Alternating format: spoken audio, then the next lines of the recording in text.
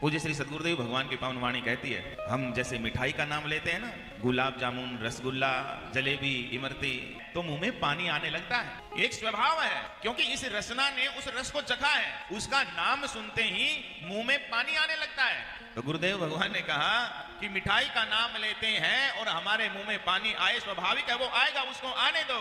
लेकिन इसके साथ साथ एक बात और कही, मिठाई का नाम लेते हैं तो मुंह में पानी आता है, आने दो, कोई बात नहीं। लेकिन जब किसी को दुख में देखो, जब किसी को आप दुखी हुआ देखो, तो फिर आपकी आंख से भी पानी आना चाहिए। मुंह से पानी आ रहा, कोई बात नहीं है, लेकिन पीड़ा को, यदि पीड़ा को देखते हो किसी को, तो आपकी आंख से भी आंसू बहना चाहिए।